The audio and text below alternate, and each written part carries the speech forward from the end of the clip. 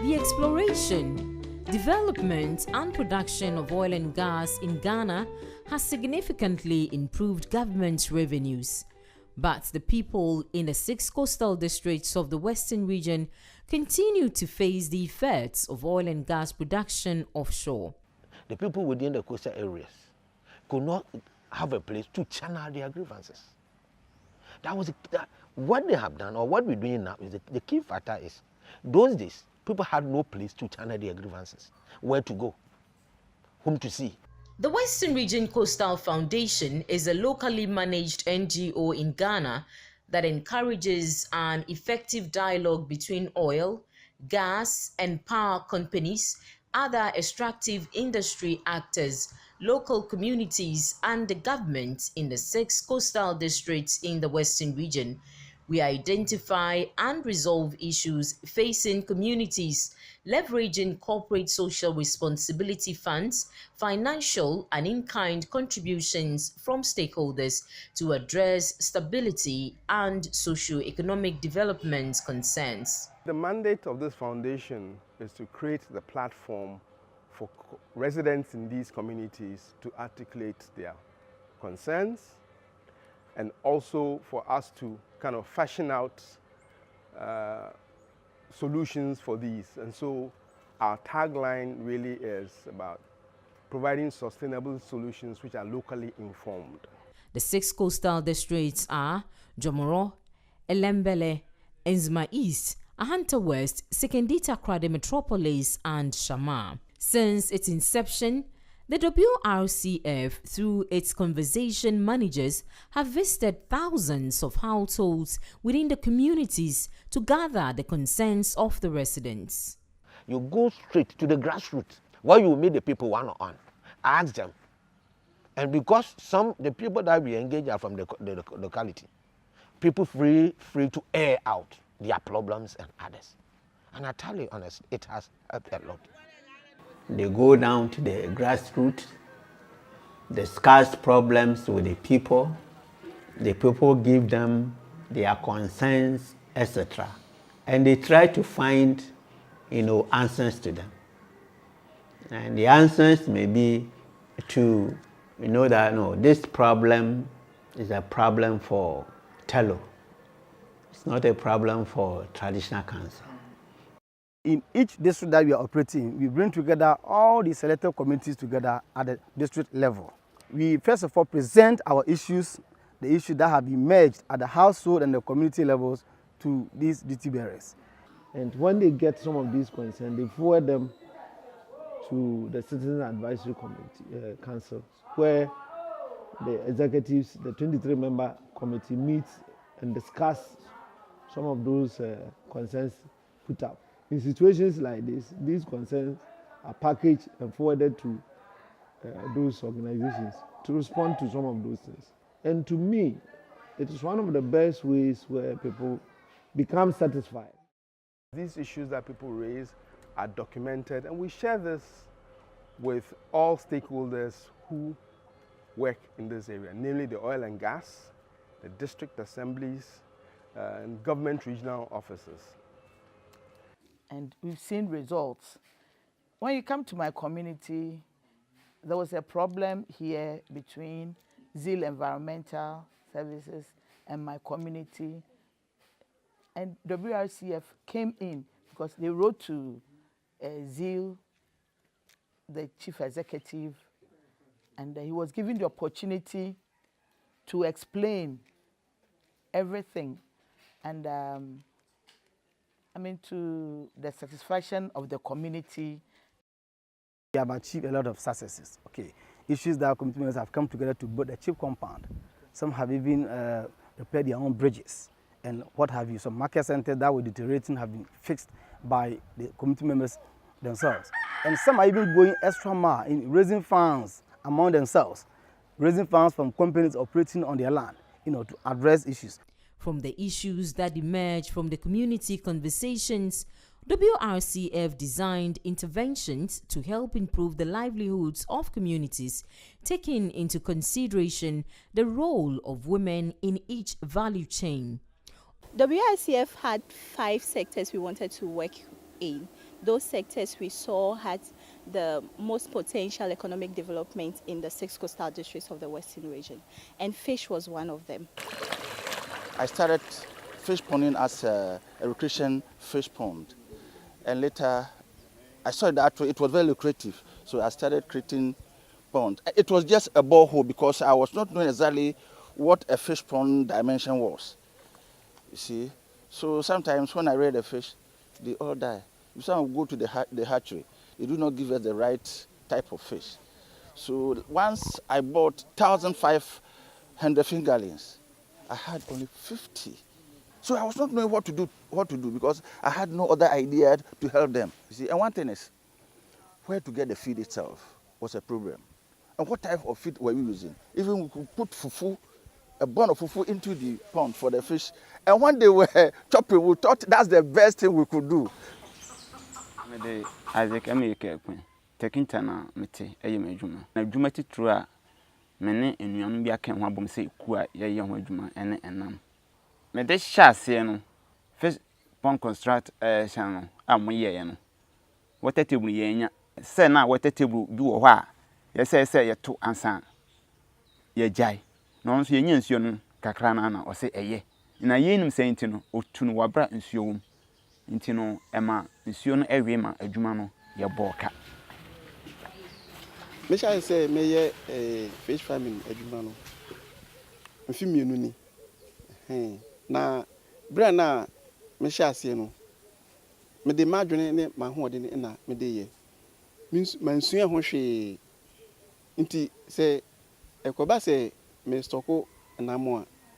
Said ye, Missy Yeno, me sense you.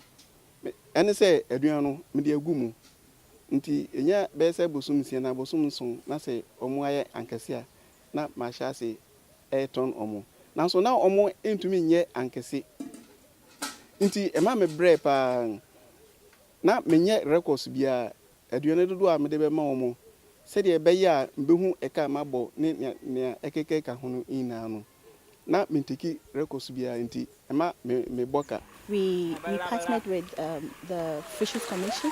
We also partnered with the Water Research Institute to come in with a model or with different training models to help these fish farmers to know what fish farming really entails. We've been with WRCF for about 8 months now, and the impact is very great. The teachings they gave us, now instead of growing fish for about 6 months for them to get bigger, we're raising them now for at least 4 months and 5 months, and we are able to harvest. The fingerless was born from a very good place where you could get it so good. Unlike those people who are just going around buying from any other quarters and that sort of thing. Financier WRCF, omoba mi chese on person mu ebua farmers bi wo eye nzima ne nkrabata eka no nti on person mi bua na mi ma mu catfish some of the buy me ji hu pa ni sa asem say on person fingerless some of the ma mu farmers no enye from 10 to 20-25 grams. Omo akyerɛkyerɛ yɛn mu anamo a ɛbɛyɛ papa ɛde ama yɛn no yɛn na yɛyi sika ɛkɔ akɔtɔ ɛwɔ hatchery center hɔ no nti sɛ yɛhu sɛ nam no ɛyɛ ansa na yɛatɔ ɛnam abɛgu. Quand je suis rentrée, en tout cas, j'ai aimé parce que j'ai vu que avec le travail que je fais avec le pont, ça va m'aider. Si je me concentre dessus, sur le deux travail, je peux me sortir avec tout ce que je veux, je peux avoir. Je me concentre là, je gagne de l'argent ici, je gagne de l'argent dans mon métier. Donc j'appelle tout le monde, tous ceux qui peuvent venir faire le pont, c'est de l'argent. J'invite toutes mes soeurs, toi que tu vois que tu as problème, même si tu n'as pas fait aussi que tes camarades font, tu peux venir acheter, tu achètes, tu vends, ça te rapporte de l'argent. Donc le business c'est bon, il faut chercher de l'argent. Ce n'est pas l'école seulement qui rapporte de l'argent. Si tu es forte, que tu peux travailler, tu peux avoir de l'argent. During the training, we taught them how to market the fish when it's fresh, how to market the fish when it's smoked. Yɛpɛ atɔfo a ɔmbɛba bɛtɔ. Nti obi bia a wonim baabi akrompɔ bɔ na ma ne ɔba dodo bi ɔpɛ bi obenya. Yɛtɔn wie sika no ɛnya de ɔmo gye kapre. Nti nkakra yɛbɛtɔn na yɛbɛkɔ 2 ransom sɛ yɛnso yɛbɛyɛ asikafo. Ɛnam WRCF so. Normally I'd buy it from the market, which is most of the time in the very dry state and not too fresh. So seeing it in its fresh state was a big deal for me. So I took it on and it was great. The customers like it, especially the size and its freshness. And then of course I'm assured of the source, the feeding and everything of the fish. So it was a good deal for me to work with WRCF. Although fish farmers are predominantly males, smoking and market links are areas in which women are more commonly employed and will improve women's economic prospects as well. The Western Region Coastal Foundation, WRCF, has done some work in analyzing the current technical and vocational education skills training system in Ghana relating to key industrial trades, including welding, mechanical, electrical, and instrumentation within the extractive sector. Now, one area that we are really now focusing on is trying to help improve the local content delivery of the 6 district areas. You know that skills improvement is a major requirement for anybody to get a job. And so part of what we're doing is trying to help work in the technical vocation education training area, the TVET, where we are helping, say, a Kikam Technical School to better use the equipment that they have by bringing trainers from abroad and ensuring that the oil and gas and also the mining industry send in their apprentices to work. Currently at Kikam, some training is taking place of the teachers in Kikam to help them use the equipment that is currently there better. Now, what if this works? It means that Kikam can offer sandwich courses to apprentices who are looking for jobs in the mining area and get them certified such that the oil and gas companies can use some of them and other people can use them. Oil and gas can only employ only a limited number of people. The bulk of it will come from the other areas, and so having people skilled and certified to be able to work is an important thing that we do. I'm Esikwenu from working at Takwari Technical Institute. Looking at the companies, they normally take people, train them for 2 weeks, 3 weeks before they give them the job. Now, it shouldn't be so. We are supposed to train them and train them well, so that when they go to that place, they will just move ahead and do what they are supposed to do. Looking at the traditional teaching, the traditional one we are using, the practical is not much. And now we want to shift from that area to the practical aspect. So far as we are technicians, we are technical people, we are not supposed to do written or theory. We are supposed to work. The Ministry of Energy or Petroleum, they brought together all of the instructors from RMU and from TTI and from KCOM, and we're doing an assessment and some basic welding on their basic welding skills, using all of this new equipment and fabrication equipment, showing them how to use it all. And so this is the start line of hopefully a much bigger a demonstration model that we're looking to secure funding for. WRCF sees exclusive economic development and social transformation as central in ensuring economic empowerment and promoting harmony in the coastal districts of Ghana's Western region. These Jubilee cassava farms are a manifestation of such interventions designed to improve income levels in communities, especially among women and youth. We are the foundation that must exist after the project, which means that we need to have funding resources that allows us to continue to deliver these services. And so getting the oil and gas companies getting donors to agree to fund this is a continuing challenge that we wrestle with. But the solution is providing value-added services to all of these people, because we must align our interests, okay?